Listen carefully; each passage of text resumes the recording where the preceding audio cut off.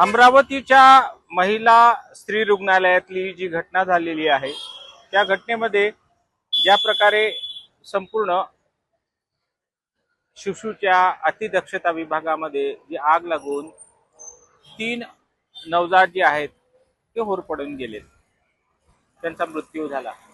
याला दोषी कोण? फायर ऑडिट झालं होतं का? बिल्डिंग कधी बांधण्यात आली होती? फायर ऑडिटसाठी पत्रव्यवहार झाला होता का? पत्रव्यवहारानंतर संपूर्ण या घटनेमध्ये पीडब्ल्यूडी विभागाचे विद्युत विभाग असेल किंवा या संपूर्ण आरोग्य व्यवस्था सांभाळणारे जे प्रभारी या ठिकाणी हॉस्पिटलचे अधीक्षक असतील किंवा कर्मचारी किंवा या संपूर्ण संबंधात या प्रकरणामध्ये ज्यांनी हलगर्जीपणा केलेला आहे, नेमकं या संपूर्ण प्रकरणात आता सरकारचे आरोग्यमंत्री काल घटनास्थळाला भेट दिली, त्यांनी चौकशीचे आदेश दिले। पत्रकारांना सांगितलं की ही चौकशी जी होणार आहे ही ओपन होणार आहे, त्याचे रिपोर्ट्स फक्त आमच्या फाईलमध्ये नसणार आहेत, तर ही ओपन होणार आहे। हे संपूर्ण प्रकरण काय आहे, या प्रकरणाच्या मागे कोण दोषी आहे? समिती आता गठीत झालेली आहे। समितीचे जे आरोग्य विभागाची एक समिती आहे ती अमरावतीत पोहोचलेली पण आहे। आपलं काम त्यांनी सुरू केलेलं आहे। संपूर्ण या प्रकरणामध्ये म्हणजे बिल्डिंग ज्या दिवशी सुरू झाली एप्रिल 2025 ला, म्हणजे एक सव्वा वर्ष अगोदर त्याचं हे अतिदक्षता विभाग जे शिशूंचं होतं, नवजात शिशूंचं होतं, ते कधी सुरू झालं? ते ऑगस्ट महिन्यात झालं। नेमकं याचं फायर ऑडिट झालं नव्हतं म्हणून, फायर लागल्यानंतर अलार्म वाजला नाही म्हणून, म्हणजे या संपूर्ण प्रकरणात कोण दोषी आहे, समिती काय नेमकं करणार आहे, हे संपूर्ण प्रकरण पुढील काही मिनिटात आपण जाणून घेणार आहोत। नमस्कार, मी धनंजय साबळे।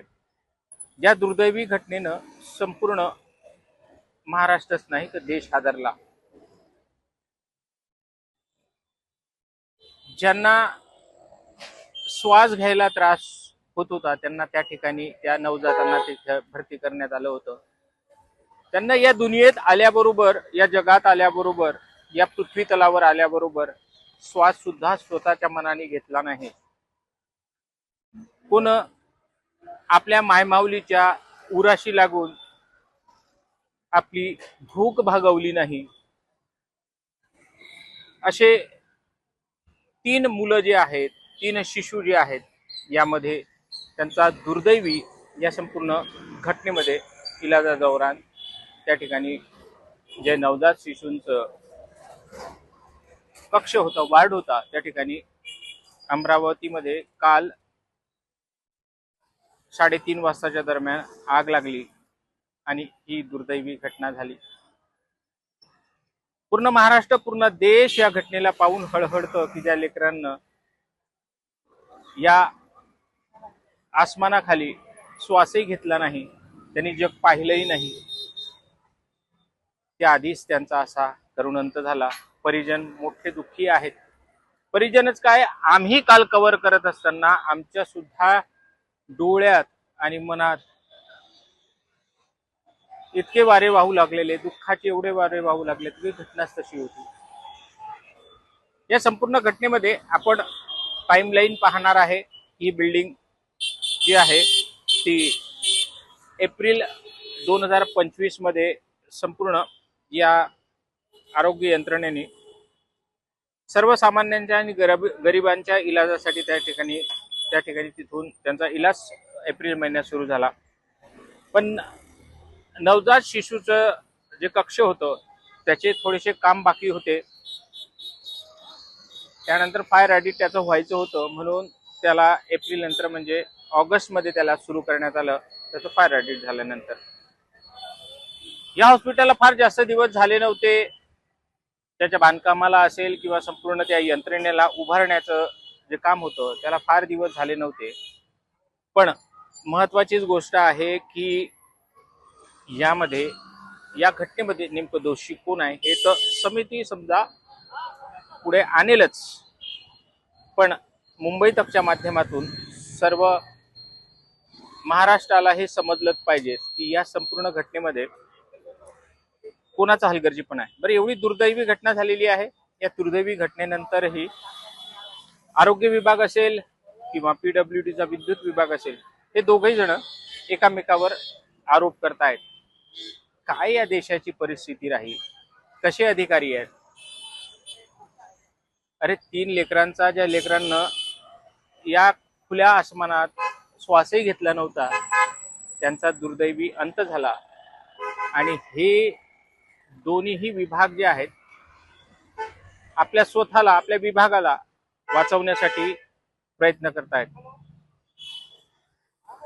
जे इरविन हॉस्पिटलचे CS आहेत, सिव्हिल सर्जन आहेत, ते प्रभारी महिला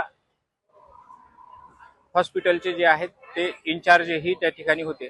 त्यांनी या संपूर्ण प्रकरणामध्ये जे फायर ऑडिट करणारी यंत्रणा आहे PWD, त्यांना पत्रव्यवहार केला. पहिले जून महिन्यात केला की आता 1 वर्ष होते आहे, त्याच्या पहिले याचं फायर ऑडिट जे आहे ते आपण आपल्या यंत्रणेमार्फत जे आहे ते करून घ्यावं. जून महिन्यात पत्रव्यवहार केला, काही झालं नाही असं त्यांचं म्हणणं आहे. रिमाइंडिंग म्हणजे स्मरणपत्र पुन्हा दिलं ते जुलैमध्ये, पण त्याचंही काही झालं नाही असं त्यांचं म्हणणं आहे. नेमकं या महिला हॉस्पिटलचे जे प्रभारी आहेत डॉक्टर विनोद पवार नेमकं काय म्हणतात, त्यांची बाजू ते कशा प्रकारे मांडतात, त्यांनी काय पत्रव्यवहार केला फायर ऑडिटच्या संदर्भात, हे आपण जाणून घेऊ. ऑडिटच्या संदर्भाने या ठिकाणी प्रश्न या ठिकाणी उपस्थित होता. 21 तारखेला फायर ऑडिटची मुदत संपली होती. तुम्ही पाठपुरावा देखील केला होता, मात्र सार्वजनिक बांधकाम विभागाने या ठिकाणी दुर्लक्ष केलं होतं. काय सांगणार? आपलं जसं संपणार त्याच्याच आधी आपण 2 महिने आधीच आपण त्याच्यासाठी पत्रव्यवहार चालू केलेला आहे त्याच्यासाठी. आणि त्यांना वारंवार दुर्दैवीमध्ये बोलत असते की आमचं फायर ऑडिट आता संपत आहे, तर आपण त्याच्यावर तरतूद ह्याच इन्स्टिट्यूटचं नाही, इतर इन्स्टिट्यूट आहेत माझ्याकडे, त्या इन्स्टिट्यूटचं पण आपण त्याच्यामध्ये प्राधान्य न करणं आहे. कारण की ह्या घटना घडायला नको, याच्या आधी घडलेली आहे, त्याचा आम्हाला नक्कीच आम्ही त्याच्यातनं गेलेले आहे. आणि मागे आपल्या महाराष्ट्रामध्ये भारतामध्ये पण घटना घडत आहेत, त्याच्या अनुषंगानेच आम्ही वारंवार त्यांच्यासोबत संपर्क साधून की अशी घटना घडायला नको. पण आता आम्ही त्यांना विचारत नाही, तर न जाणे त्यांचं काय त्याच्यामागे एवढं लेट का झाले तर त्याच्याबद्दल तेच सांगू शकते. आम्ही तर सतत पाठपुरावा करत आलेलो आहे त्याच्यामागे, आणि माझा कर्मचारीसुद्धा त्याच्यामागे रोज सतत पाठपुरावा करतोय की आमच्या इथलं फायर ऑडिट करून द्यायला.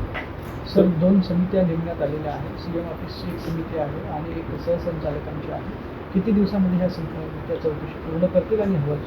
त्यांनी समित्या स्थापन झालेल्या आहे. आता ती समिती केव्हा त्यांच्याकडे रिपोर्ट सबमिट करतील ते त्यांचं माझं बोलणं उचित नाही राहील, तेच सर त्यांच्या स्तरावरून आपल्याला कळेल. मंत्री महोदयांनी काल आरोग्य विद्यालयामध्ये भेटी पण दिलेली आहे. सध्या बालकांची काय स्थिती आहे आणि आता घटनेविषयी काय नाही? आता आपण काल बालकं सगळे प्रायव्हेट हॉस्पिटलला शिफ्ट केले, त्यामध्ये सर्व 36 बालके आपले सुखरूप आहेत. आणि आजची सध्याची परिस्थिती तशीच आहे की सकाळी आम्ही फॉलोअप घेतलेला आहे आणि माझे बालतज्ञ सतत त्यांचे पाठपुरावा करतच आहे आणि पाहणी करतच आहे. ऐकलं आपण जे सरकारी हॉस्पिटल इरविनचे जे CS आहेत आणि प्रभारी महिला हॉस्पिटलचे अधीक्षक आहेत. डॉक्टर पवार यांनी माध्यमांना ही माहिती दिल्यानंतर आता माध्यम म्हणजे आम्ही PWD विद्युत विभागाकडे गेलो. त्यातले जे अभियंते आहेत सागर शेंडे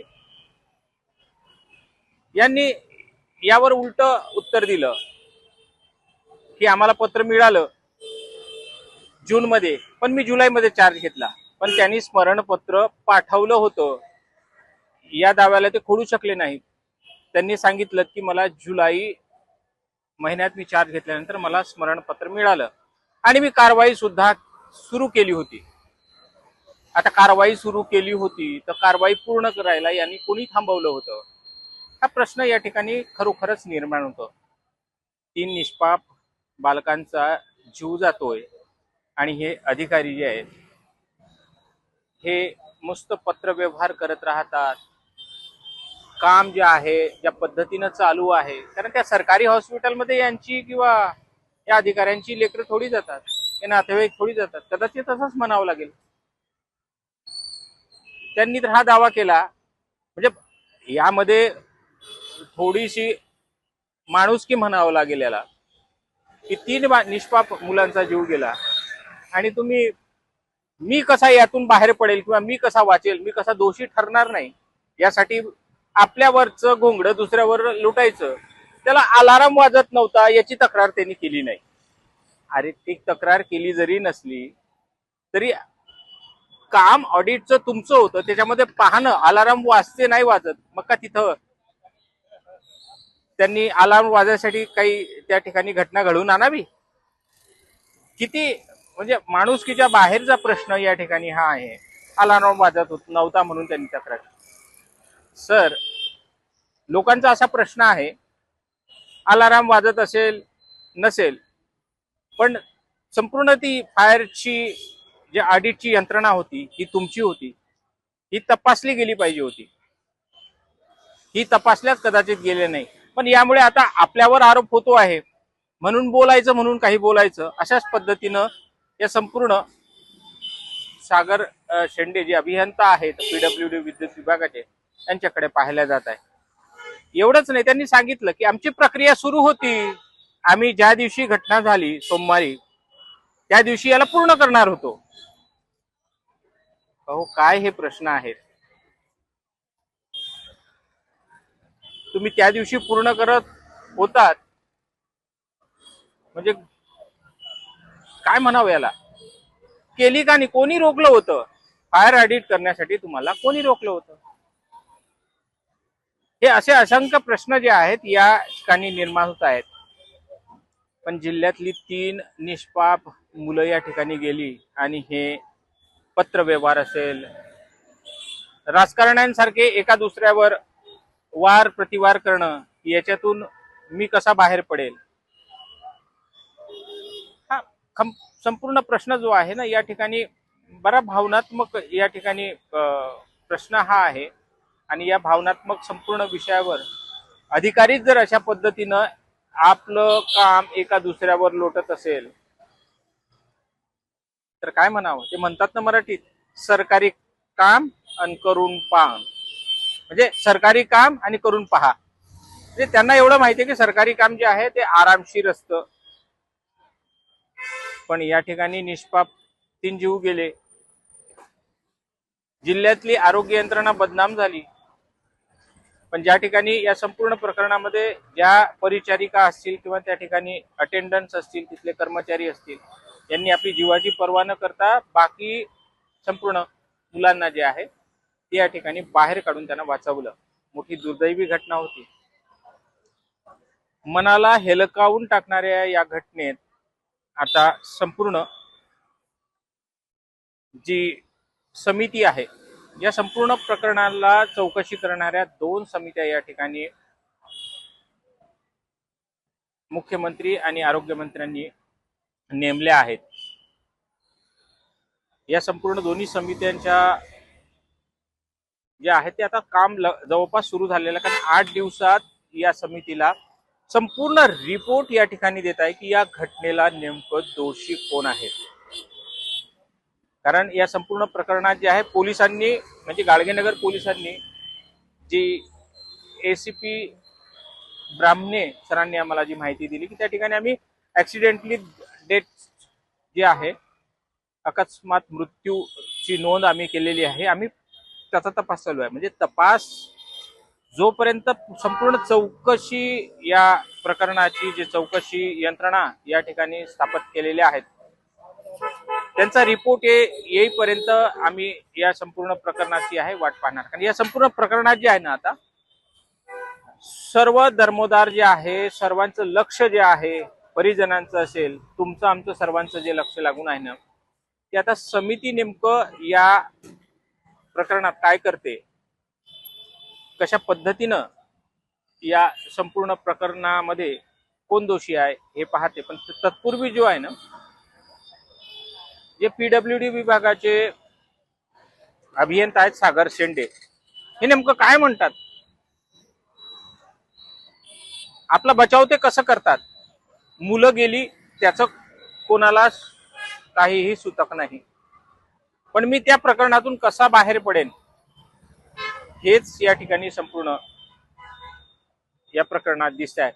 तर PWD अमरावतीचे जे विद्युत विभागाचे अभियंता आहेत सागर शेंडे काय म्हणतात हे पाहू आपण. सर, जिल्हा स्त्री रुग्णालयाच्या दुर्घटनेप्रकरणी विद्युत विभागाचं दुर्लक्ष झालेलं आहे. फायर ऑडिट वेळेत झालं नाही असा आरोप त्यांनी केलेला आहे. काय तुमची सगळी भूमिका आहे? नाही, आमच्याकडून दुर्लक्ष झालं असं मी म्हणणार नाही. आमच्या टीमने जे काम करायचं होतं, म्हणजे जे एजन्सी नेमायची असते आम्हाला या फायर ऑडिट करण्यासंबंधी, ते एजन्सी वेळेतच नेमली होती. म्हणजे त्यांचं पत्र येण्याच्या अगोदरच आमच्यातर्फे आम्ही एस्टिमेशन करून वर्क ऑर्डर ही 23 जून रोजी संबंधित एजन्सीला दिली आहे की त्यांनी ही सगळी सिस्टीम बघायची. फायर ऑडिट संबंधी जे काही फॉर्म 18 जो उपभोक्ता विभागाला Maharashtra fire and prevention act clause number 3 and 3A प्रमाणे उपभोक्ता विभागाने तो फॉर्म बी जो आहे तो सबमिट करायचा असतो फायर ऑफिसरकडे. तर त्यासाठी जे काही लागणारं सहकार्य आहे हे त्या संबंधित एजन्सीमार्फत करण्यात येते. तर त्यासाठी लागणारे जे काही गोष्टी आहेत, जसं फायर एक्स्टिंग्विशरची रिफिलिंग, त्यासाठी पत्र आले होते. फायर म्हणजे आम्हाला यांचे पत्र होते, त्या पत्रावर आम्ही कारवाई केली आहे. फायर एक्स्टिंग्विशरमध्ये रिफिलिंग करण्यात आली. त्यानंतर ही जी अलार्म सिस्टीम आहे आणि फायर स्प्रिंकलरचे जे पंप हाऊस आहे, हे सगळे त्यांनी, आमचा जो कंत्राटदार आहे AF अमरावती फायर सर्व्हिसेस म्हणून आहे, त्यांनी मागच्याच वीकमध्ये गुरुवारी ह्या सगळ्या सिस्टीम कारवाईत आहे की नाही हे सगळी शहानिशा केली होती. आणि ही सिस्टीम सगळी तो ऑटोमध्ये ठेवूनच त्यांनी ते प्रिमायसेस सोडलं होतं. आणि ही गोष्ट त्यांनी तिथल्या जो स्टाफ आहे, आता नाव मला लक्षात नाही, पण त्यांना हे सांगितलं होतं की बाबा हे सिस्टीम बघितली. आणि याच वीकमध्ये त्यांचं प्लान होता की संबंधित फायर ऑफिसर आणि संबंधित उपभोक्ता विभाग आणि आमच्या संबंधित विद्युत कंत्राटदार आणि आमची जे आहे ती तिथे उपस्थित राहून या वीकमध्ये सगळ्या गोष्टी मार्गी लावणार होते. पण घडलेली घटना ही आता काळ असा आला आणि ही घडली घटना.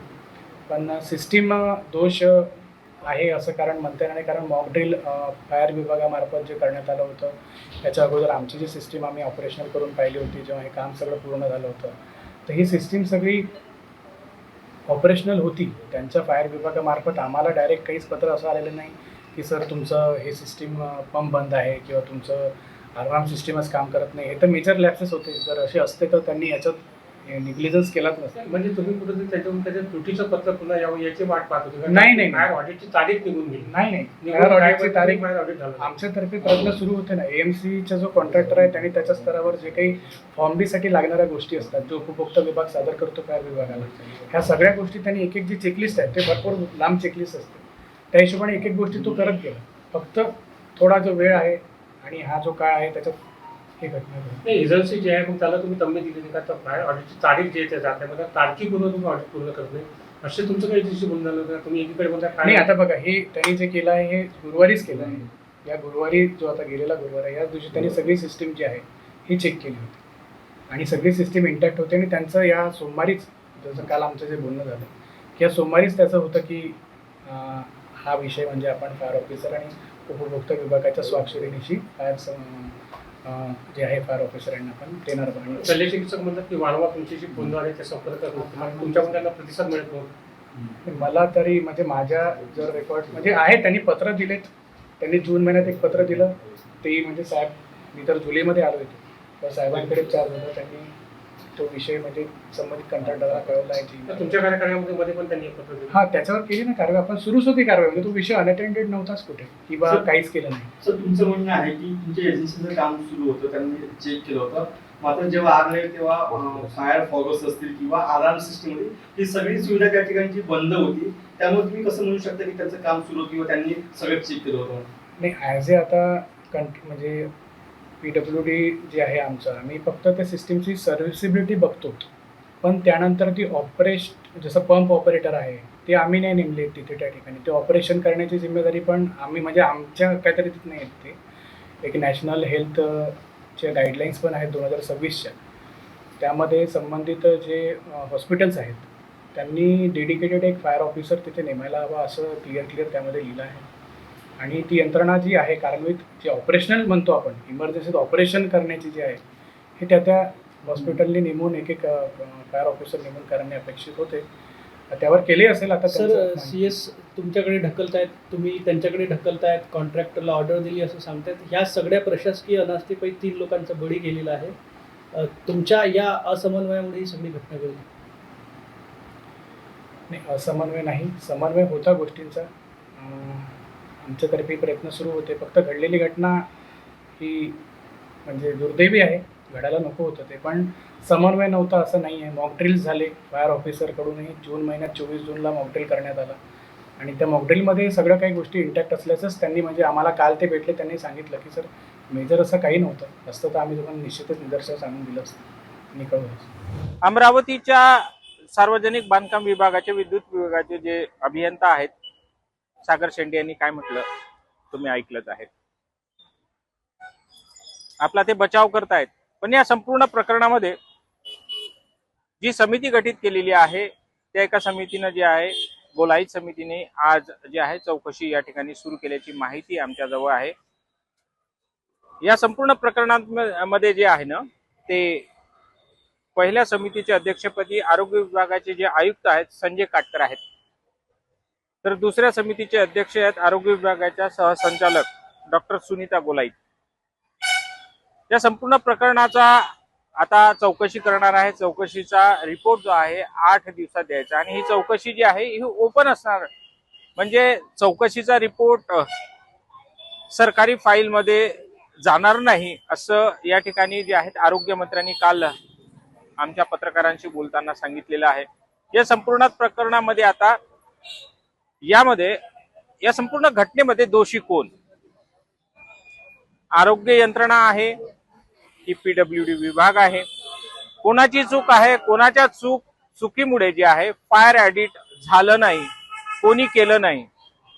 स्मरणपत्र एकीकडे आरोग्य विभागाचे जे प्रभारी आहेत डॉक्टर विनोद पवार यांनी 2 वेळा पत्र दिले, म्हणजे एकदा पत्र दिलं एकदा स्मरणपत्र दिलं, पण तेवढ्यातच त्यांचं काम संपलं नाही.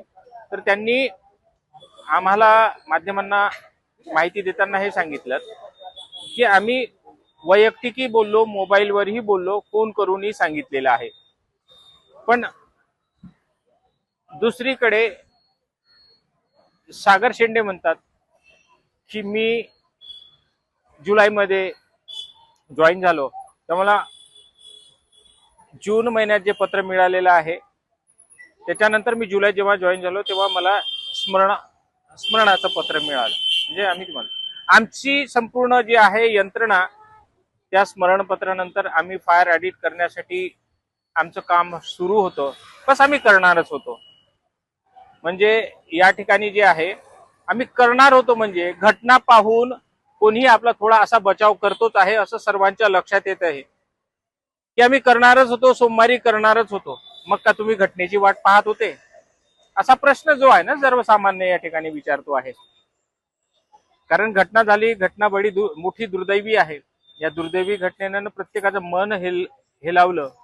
आम्ही पत्रकार काल संपूर्ण या घटनेला कव्हर करत असताना त्या मायबापाचं ढसाढसा रडणं हे ऐकलं. कुणाला पहिल्यांदा कित्येक दिवसानंतर मूल झालं होतं, त्या मुलानं या जगाच्या या खुल्या हवेत श्वासही घेतला नाही, तर त्याला अतिदक्षता विभागामध्ये श्वास घेण्यासाठी ठेवलं. आणि कोणाकोणाचं तर असं म्हणणं आहे की आम्ही कशासाठी त्या ठिकाणी आमची मुलं नेली होती, हे जीवन दाखवायसाठी, हे जग दाखवायसाठी. आणि त्यातच या प्रशासकीय यंत्रणेच्या चुकीमुळे या प्रकरणात त्या मुलांचा दुर्दैवी मृत्यू झाला. ही घटना खरंच हेलकावून टाकणारी आहे. आता प्रशासनाकडे त्यांची डिमांड आहे, कारण पोलिसांनी या संपूर्ण प्रकरणामध्ये आकस्मिक मृत्यू या ठिकाणी त्याची नोंद केलेली आहे. चौकशी अंती त्यांच्याकडे काय रिपोर्ट जातो, या संपूर्ण चौकशी समिती म्हणजे 2 समित्या त्या ठिकाणी दाखल झालेल्या आहेत, त्यांचं काम ते करतायत. पण या संपूर्ण प्रकरणामध्ये आता कोण दोषी आहे, कोणावर समिती ठपका ठेवतो आणि त्यावर काय नेमकी कारवाई होते ही येणारी वेळ सांगेल. पण ही घटना भयंकर दुर्दैवी होती. अशा घटना ईश्वर करो कुठेही होऊ नये. नमस्कार. हा व्हिडिओ कसा वाटला तुम्ही नक्की सांगा.